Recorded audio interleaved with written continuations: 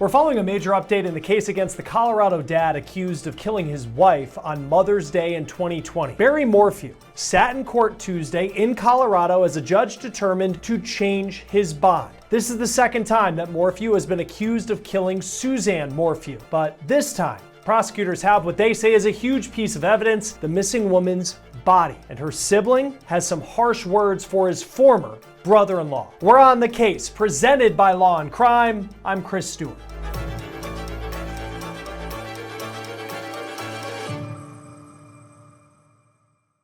Barry Morphew has been in custody since his arrest on June 20th of this year in a case that goes back more than 5 years to Mother's Day 2020.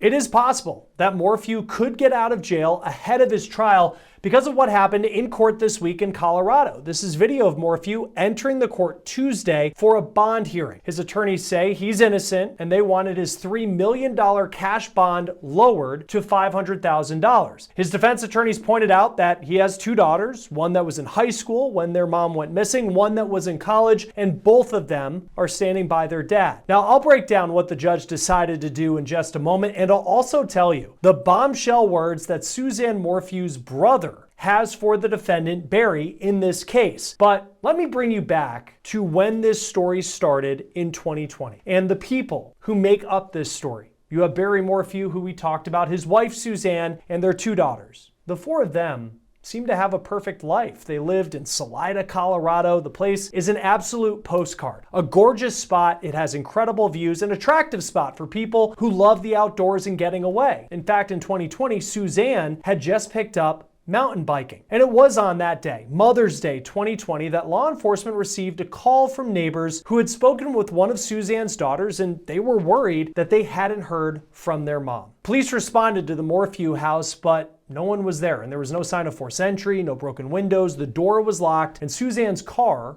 was in the garage. Later that day, police found Suzanne's mountain bike. That was less than a mile from her home. Her helmet was found in a different location, 0.8 miles away from her bike. Deputies then called her husband, Barry. Now, Barry worked in the construction industry, and he had left early that morning to go to a job in Denver, which is more than 2 hours away. He told deputies that Suzanne was sleeping when he left the house at 5 o'clock in the morning. He also was working all day, so he said he didn't plan on calling his wife, but then he got a call from neighbors who were concerned that Suzanne was missing. Here's body cam video of deputies' first interactions with Barry Morphew when he made it back to Salida. I want you to listen closely to what he says. Where is it? Where's the bike? Oh, it's right there. Where was it? It was like just right down here in this little embankment right here. Sorry, check this, dude. We got the husband on scene here with me.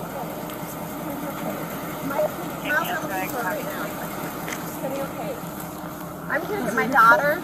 She's at Barry's house. Oh, okay. All right, yeah, you can go down there. Was it a crash?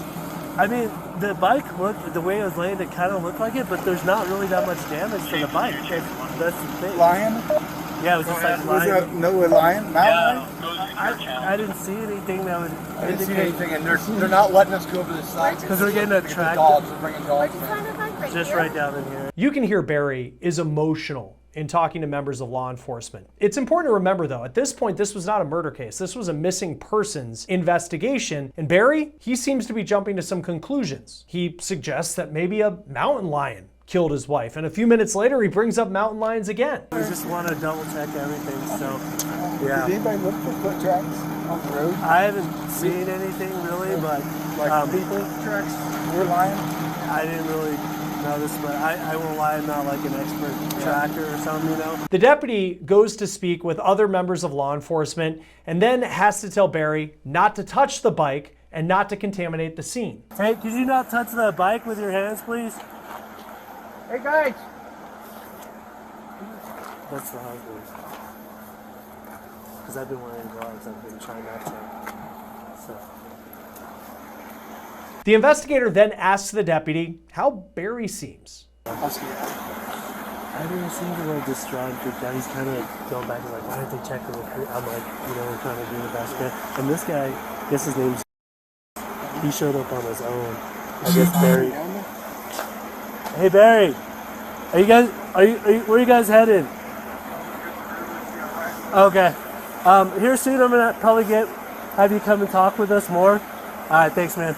Now, from what I heard there, the deputy says that he seems a little distraught over his wife missing. Deputies then go with Barry back to the house. Now, you can also sense that Barry has law enforcement's attention at that point, especially because of one piece of clothing that was found in the laundry room that you would assume someone would take if they were to go mountain biking. What you grabbed, right? Those shorts? Yeah. Those are for mountain biking. Yeah.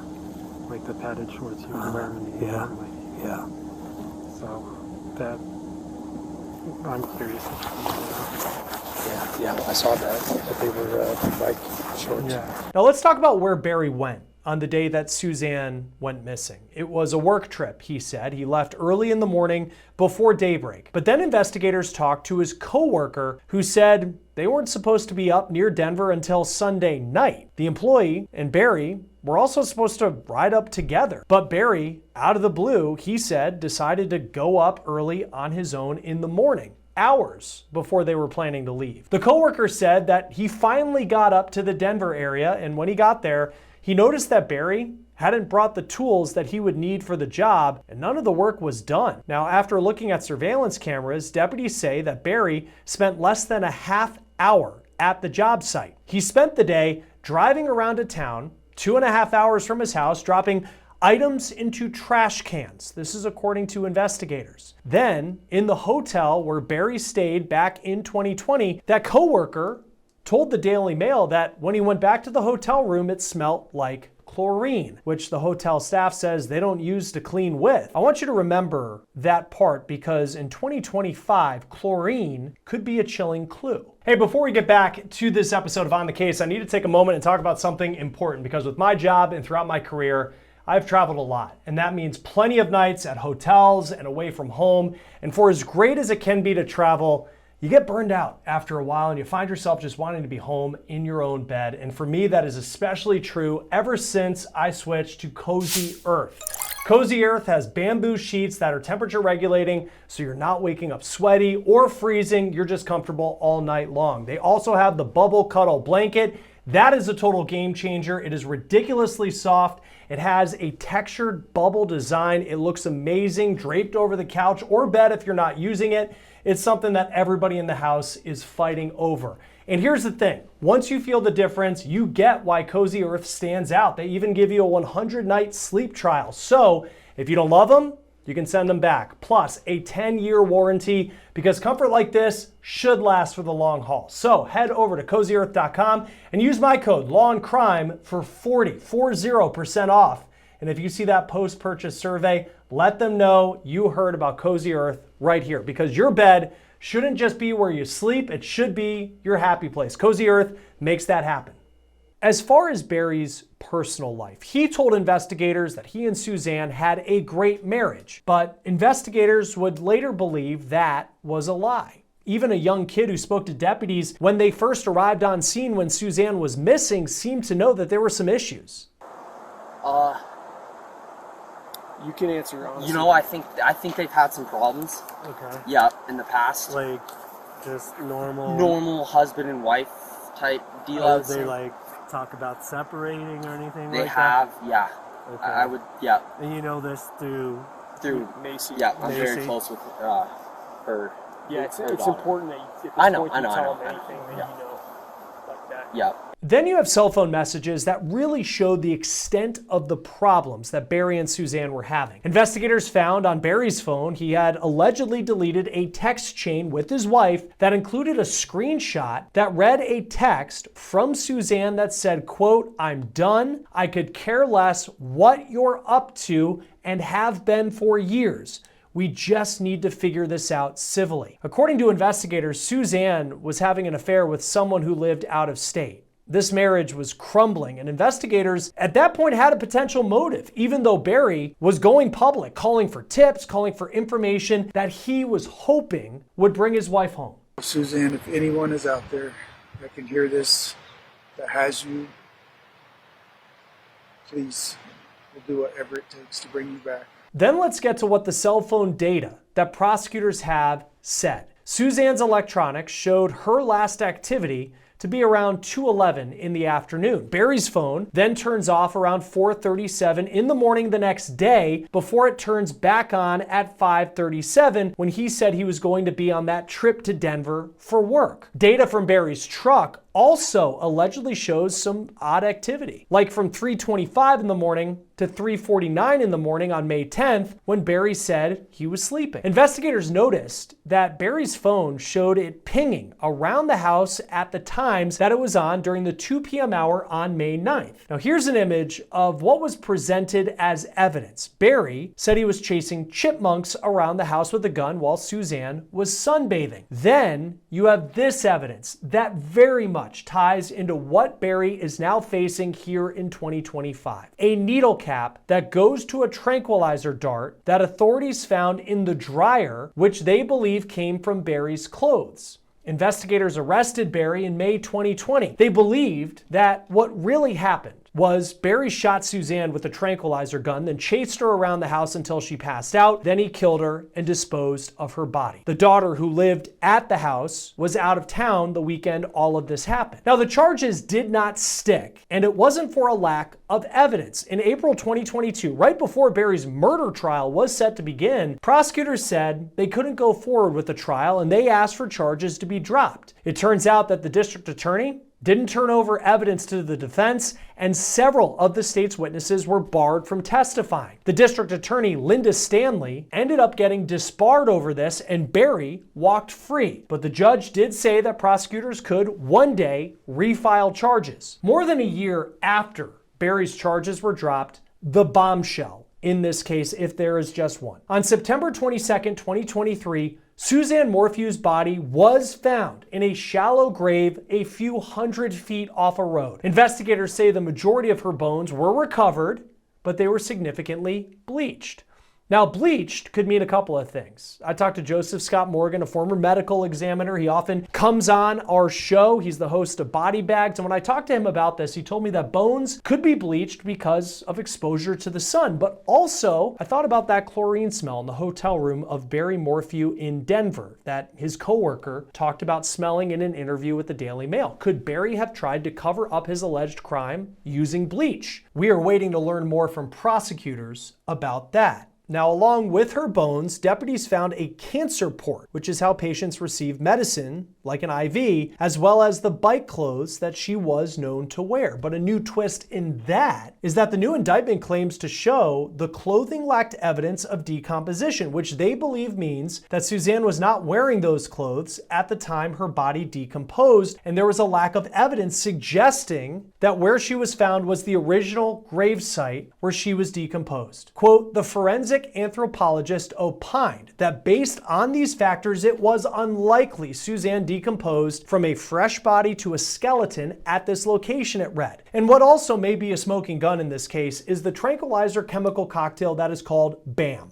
B-A-M. The autopsy found its presence in Suzanne's remains. It's often used on animals. Back in 2020, there was only one company in the United States that produced this chemical mixture, and it was only available to someone through a prescription from a veterinarian. The Morphews moved to Colorado from Indiana in 2018. Back then, Barry was a deer farmer, according to the indictment, and he bought BAM in 2018 before his move to Colorado. Investigators looked to see who else in the surrounding counties had purchased BAM. And get this, quote, records further showed that no other private citizens or private businesses in any of the surrounding counties had purchased BAM prescriptions from 2017 to 2020. Other than the local park services, Barry was the only known person in that area to have that substance, which was found in his wife's remains. In bold letters, prosecutors write, ultimately the prescription records show that when Suzanne Morphew disappeared, only one private citizen living in that entire area of the state had access to BAM, Barry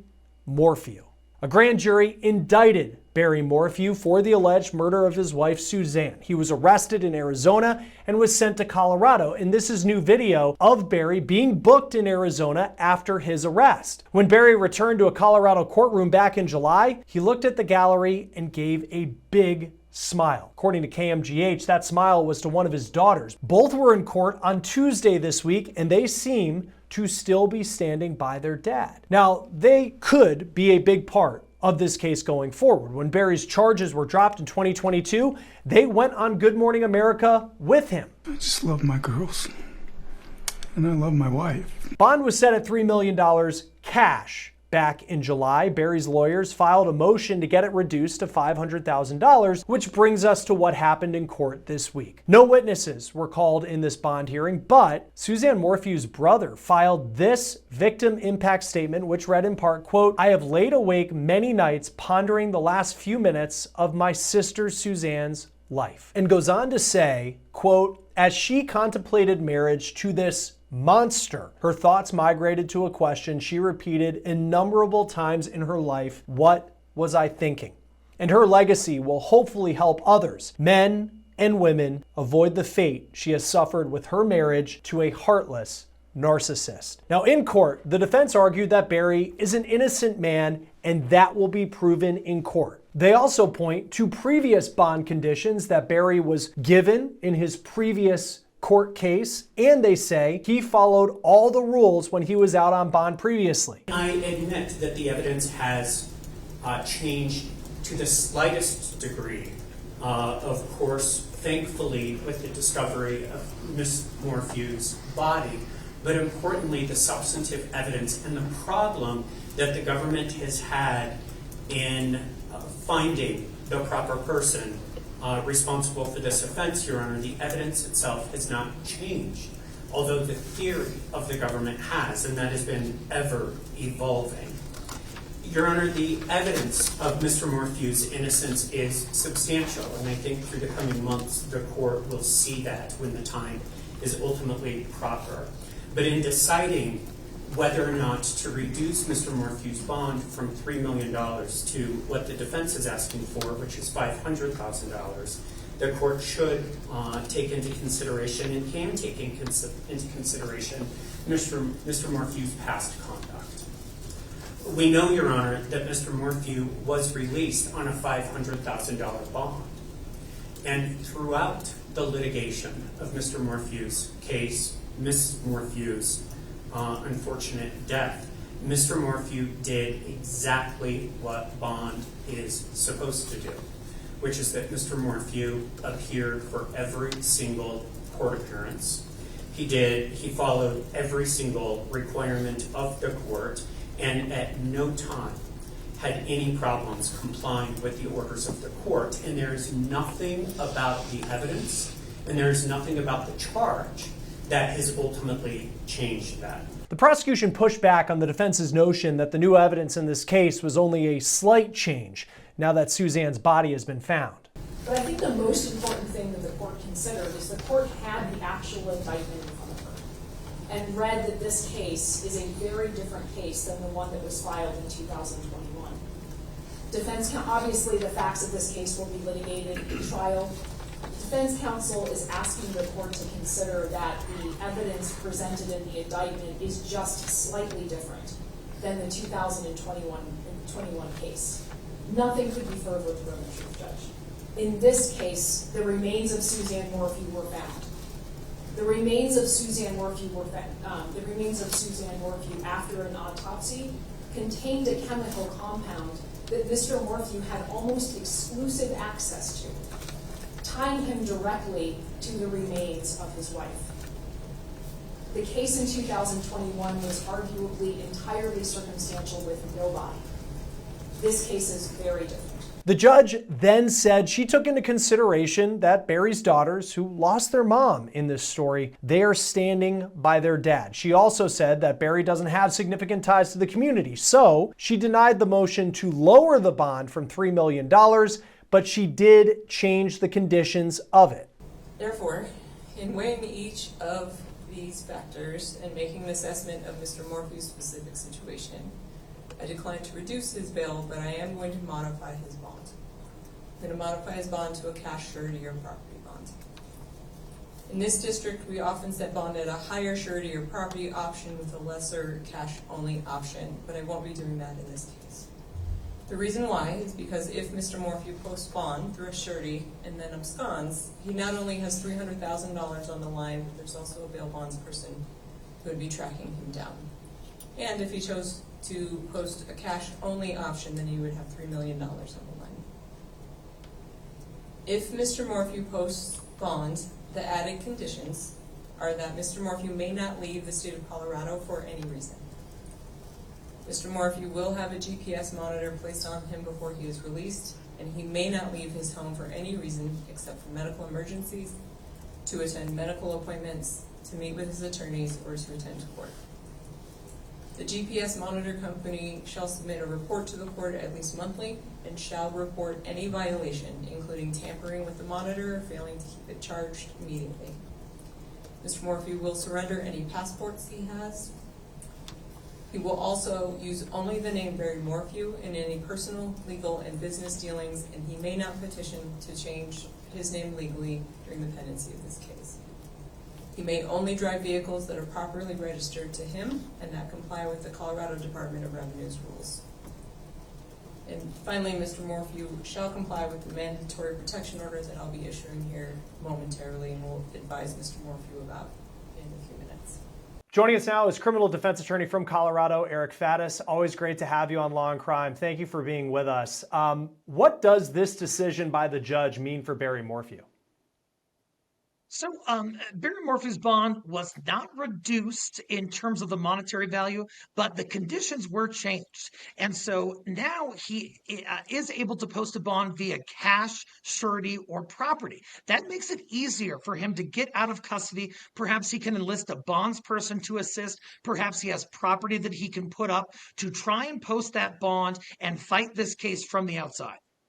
Because I know it's a $3 million bond he was set with. I mean, typically, is that like 10%? Because I think if somebody would, he has a home in Salida, I think it's still in his name, $300,000 you put up your home and then you would be out. How does that typically work when it comes to, okay, the bond's now surety, what do you do next? And at the time we're recording this, I don't know if he's posted the bond yet, doesn't appear so, but if he was to get out, what would be the process?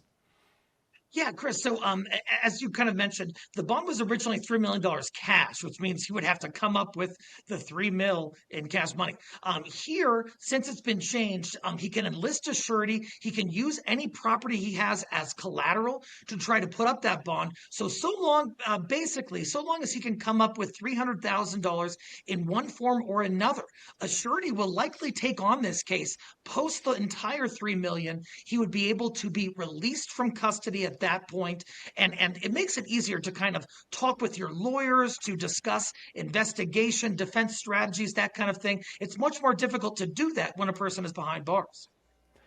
In this case, and we'll talk about some of the comparisons between what he's now facing, the evidence the state has compared to the first time that he was charged with Suzanne Morphew's murder, but he was arrested in Arizona. He wasn't facing charges at the time, so he was free to go wherever he pleased. They now have her body, which is a pretty significant piece of evidence in this case, and we've talked about some of the evidence that he's facing. What do you make of the judge's decision to make it, in a lot of ways, easier for Barry Morphew to get out as he's waiting trial? The judge has a lot to consider here. The judge has to consider whether Barry Morphew is a risk to the community, whether he is a flight risk, whether he might up and skedaddle and leave town. And like you said, he was found in Arizona, but at that time, charges had not been pending. So he was allowed to move freely about the country. I think the judge also took into consideration the fact that the prosecution really botched this case in the first go-round, had to dismiss it.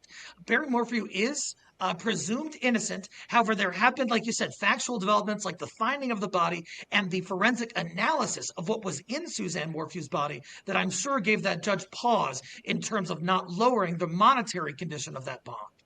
Because I know that there's, for people who are watching this who might be in different states, and typically, when someone's accused of murder, there are some states where it feels like they're just going to spend time in jail as they await trial. When you see this decision yesterday by the judge, how does that compare to other decisions that judges in Colorado typically make? It's not terribly uncommon. It's not inconsistent with other high-profile murder cases necessarily. And $3 million is still a huge uphill battle for anybody to try and post in terms of a bond. And so I think the judge, recognized the gravity of the case, recognized the fact that, hey, Barry Morphew could try to leave the state, after the first case was dismissed, he went to Indiana and then he went to Arizona. So he's been moving about the country. The prosecutors allege that he's using different automobiles and using different license plates too. And so I think the judge took that into consideration in thinking, hey, could this person try to flee the jurisdiction? If so, we've got to make sure there is a secure monetary bond in place, and $3 million provides that security. And how long does it typically take? Like yesterday, they make this decision. If Barry Morphew was going to get assets together, how long does it typically take in this type of case? When you are talking about it's not like I don't know what his financials are, but to have $300,000 just lying around, or the process of putting a house up or something like that, typically what does it take? How long would it take for him to post bond? Because at the time of this recording, and it may be dated by the time people see this, Barry Morphew is still in jail. In all likelihood, Chris, Barry is going to have to liquidate some assets. That can take some time. He will also have to find a bondsperson who's willing to put up $3 million. Not all bonds people, work on bonds that are at that level. Now, there is a law in Colorado, Chris, where if someone posts a bond, as a general rule, they have to be released within 48 hours. And so if this bond is posted, the law requires him to be let go in short order. And we could see him back on the streets of Colorado fighting this case from the outside. That'd be fascinating to see if he walks out of jail again, because I know you were in Colorado and we've talked about it when Barry Morphew the first time around had charges dismissed. And before we get into kind of the X's and O's of how that went down, when you look at the case that Barry Morphew is now facing compared to the first time that he was arrested, how strong of a case does the state have now compared to back then? The real game changer was when the state found Suzanne Morphew's body. Keep in mind, they didn't have that during the pendency of the first murder case. That's a huge development. You really need that in a homicide case to show the person's actually dead. On top of that, the forensic analysis of Suzanne Morphew's body that allegedly revealed the presence of this very kind of remote tranquilizer to which it said only Barry Morphew has access, in addition to some veterinary science professionals in Colorado. That sort of draws a direct line from Suzanne Morphew's demise to Barry Morphew. That is going to be a huge game changer and strengthens the case substantially. Yeah, it was powerful. And the I think it was the affidavit the second time around, probable cause document, where it was just in bold letters. There is one person that the state believes could have access to this chemical who is not a member of maybe the local wildlife agency, and it's Barry Morphew. Let's go back to the first time around, where Barry Morphew, people were suspicious. I think it's fair to say that, because in some of these cases where a spouse is dead, people look at the husband, and there was that. But then Colorado, the state of Colorado, the way they handled this ended up leading to this case being dismissed. What stood out to you then about what happened and the decision to then release Barry of these charges? It wasn't, it was said that they could file them at a later date, but just, it felt like it was a mess just looking at it from the outside. Oh, what a debacle the first case was. The prosecution has a constitutional duty to make sure there's a level playing field, to make sure that the defense has all material and what's called exculpatory evidence, meaning evidence that tends to negate guilt, in their possession so they can defend against the case. Prosecution didn't do that. They failed to turn over DNA results that arguably implicated two other male profiles that are not Barry Morphew, that are associated with Suzanne Morphew. They failed to do that. They got dinged for that by the judge. On top of that, the prosecutor was making these prejudicial statements outside of court that could taint the jury pool. That prosecutor was ultimately disbarred, Chris, which is a tremendous sanction. That first case entirely fell apart, but here we are at round two. I think back to that too, and this all happened in a pretty rural, beautiful part of Colorado, but a rural. This wasn't in Denver. This wasn't even in like Colorado Springs. Like this was in Salida where it all took place. When you look back at some of the prosecutorial misconduct, and this was a case. I mean, I get that there's a lot of national pressure and attention that probably that part of the state doesn't regularly get. But was there ever a reason why the state went about it the way they did, in a way where they put this case at risk that they had against Barry Morphew? No hate against Salida. I used to go there yearly. It is a gorgeous piece of Colorado majesty. That being said, it is a rural jurisdiction. They don't get a whole lot of high-profile murder cases, and murder investigations can be of a different character than a theft case or an assault case, something like that. I think some commentators believe that the authorities there may have been in over their heads and may not have adhered strictly to best practices and standard protocol when it comes to turning over evidence to the defense, when it comes to conducting themselves during press conferences the way that is required to not to ensure the defendant has a fair trial. So I think some of those factors came into play. There is in fact a new prosecution team on it now, and they have, at least at this juncture, not made those same missteps. And as far as where this goes from here, because if you're the defense attorney for Barry Morphew, you're looking at this chemical that was found in Suzanne Morphew, and the prosecution will present what they wrote, or will try to, if it's presented as evidence that he's the only one that could have had it. I mean, as the defense attorney, what are you doing? Like, what would you expect the strategy for Barry Morphew to be if this goes to trial?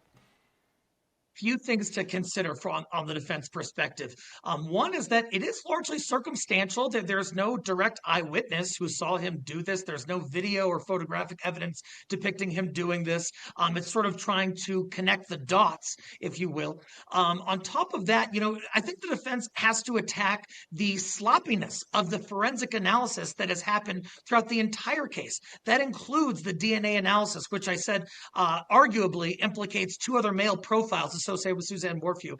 If they're going to botch something like that, how much faith can we put into the forensic analysis of Suzanne Morphew's body? Is it at least possible that someone put their finger on the scale and tried to tip the scales of justice in the favor of prosecution? I think the defense has to at least consider those arguments, and they're difficult to make. It's sort of in the world of a conspiracy, but we've seen those play out before in cases. Look at the Karen Reed case. Those arguments can get traction, and it's something the defense will likely explore. Barry Morphew's two daughters, to this point, I believe they are still in his corner, even since he's been arrested again and the body of their mom has been found. I know on the other side, Suzanne Morphew, she has a sibling that submitted a letter yesterday arguing that Barry should not have his bond changed or lowered. But what role do those daughters, being so visual by Barry's side, play for the defense? My heart goes out to them. What a horrible predicament to be in, be made to feel like you have to choose sides between your dead mother and your father who's accused of killing her. I think the defense is going to do serious interviews with those daughters, see what they knew. And, if they were around all of the time, they were observing how their mother and father interacted, and they had no suspicion that their father did any of this, I think that could be compelling to a jury. And then Barry Morphew, I find him to be an interesting, I hate using the word character because this is a real person's life and this is a life or death situation. But he has come into the courtroom a couple times. He has a smile on his face. When the charges were first dismissed, he went on Good Morning America. I don't know how I would act if I was in his shoes, guilty or not. What do you make of the way Barry Morphew has gone about this, since his arrest? I think if I were his counsel, I'd advise him to be a little more cautious, a little more understated, in part because you got to know your audience. We're in rural Colorado. We're in Salida here. This is sort of a mountain adjacent town. And those folks might be put off by someone who's sort of, taken a victory lap on national talk shows and who's being very public and regardless of whether he is morally entitled to act whatever way he wants, which he is. I think strategically, he's got to look at not offending the people who will ultimately decide his fate. And as far as what could happen next, well, actually, before I get to that point, because kind of on the Salida part of this and it being a rural part, it's not a place where a lot of people live. A lot of people know who Barry Morphew is. Would you expect the defense would try to move this trial just because of all the publicity? I don't know if Denver would be a spot. It seems like he has a lot of national attention, but would that be something that you could see the defense trying to do? Certainly, yeah. Change of venue is always something to consider, especially in a high-profile case in a small town, because the concern is that there is a smaller jury pool. They have likely been exposed to media coverage about the case, and perhaps they formed some opinions about guilt, about Barry Morphew, about any of those considerations. And so certainly it's something to consider on the defense's side to move this to like a place like Denver or even Colorado Springs or Boulder. There are a number of options that are just outside the Denver metro that could be a good fit as well. But I think the judge is likely to keep it where it is and have it play out for that community in which this allegedly occurred.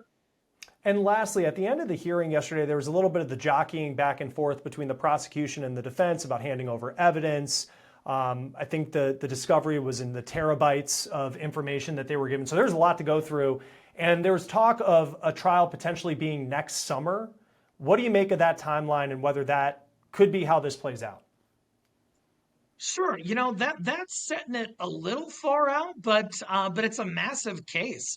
That being said, the case has been pending since Suzanne Morphew disappeared. Really, that's when the investigation started, and so that's been what we're going on 5 years now or so. Yeah. Barry Morphew has a right to have a speedy trial, and he's already been, hung from the rafters once, figuratively speaking, in the original homicide prosecution that was dismissed. Here we are at a second go around. Perhaps there are discovery issues that are still continuing. If I was Barry, I'd probably be pushing for something sooner in hopes that the prosecution can't get their act together like they couldn't the first time. Yeah, and we'll see how this plays out. It'll be interesting. He could be able to be out on bond and not be behind bars, but it's, think of this going on now 5 years, Mother's Day 2020, when all of it began. Eric Faddis, criminal defense attorney from Colorado. Thanks as always for being with us on Law&Crime. Great to be with you, Chris. Barry Morphew is next expected in court for a status hearing November 3rd. That will do it for On the Case, presented by Law&Crime. Subscribe to us on YouTube and Spotify. I'm Chris Stewart. We'll see you next time.